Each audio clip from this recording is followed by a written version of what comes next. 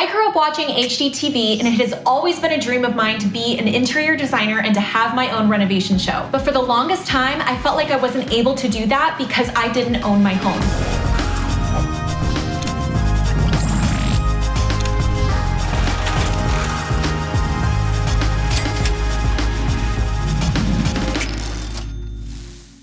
Hi, my name is Liz, also known as Liz Lovery. When Bankrate asked me to share my big financial lesson that I learned the hard way, I immediately thought of my journey to home ownership and renovation and how there were so many things that I wish that I knew sooner. When I first started sharing on social media, I was still renting my apartment. But at that time, I had basically decided that I was not going to sit on the sidelines and just let all the homeowners have the fun with renovations. So I started doing renter-friendly DIYs and renovations and started sharing my projects on social media. As a result, I knew that I had found my passion and finally gave myself to express my creativity, even though society said I couldn't do it because I was just a renter. But when my husband and I were finally in a place that we could afford to buy a house, a fixer, the pandemic happened and the market went crazy. And it felt like nothing was going on the market. And then when something we liked did become available, we were getting outbid left and right by investors or people that had a lot of cash. The whole process, I just felt defeated. When our house came on the market and our offer was finally accepted, we didn't waste any time starting the renovations.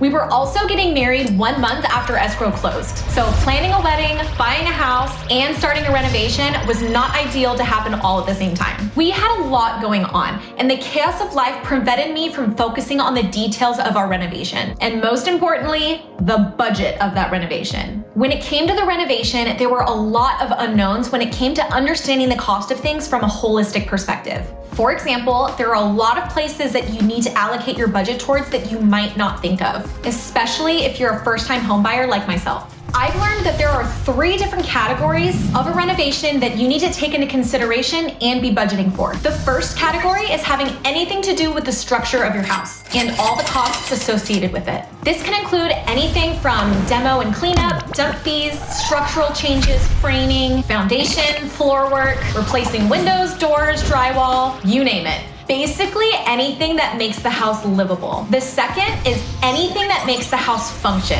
like plumbing, HVAC, and electrical. The cost of materials can not only add up quickly, but labor costs alone can eat up a huge chunk of your budget because these types of tasks should not be left for a DIY. Lastly, all the interior details that make your house a home, like cabinets, countertops, appliances, hardware, light fixtures, and all of that pretty stuff. And of course, none of this includes the cost of furniture. Overall, I feel like my biggest mistake was approaching our budget with only 1 or 2 of those in consideration. If I had gone into our renovation with more knowledge about the process and all of the expectations, I would have planned differently. Our projects have slowed significantly, and we have a lot of unfinished projects around the house because of this mistake.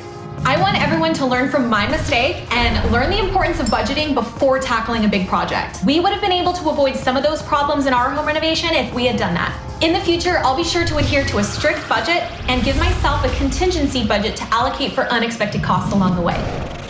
Check out the resources from Bankrate in the description below to help you out, like their free budgeting course, budgeting calculators, and DIY budgeting advice.